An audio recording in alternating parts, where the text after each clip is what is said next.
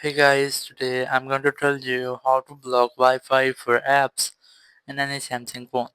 If you are using any Samsung phone and you want to block Wi-Fi for specific apps, so let's see how can you do that. You just have to open your settings app and here just select connections, then select data usage and here select allowed networks for apps. Once you have selected, you just have to select the app for which you want to block Wi-Fi. As for example, I'm going to select this one from here, just tap on it and here just select mobile data preferred and it will unselect the Wi-Fi option.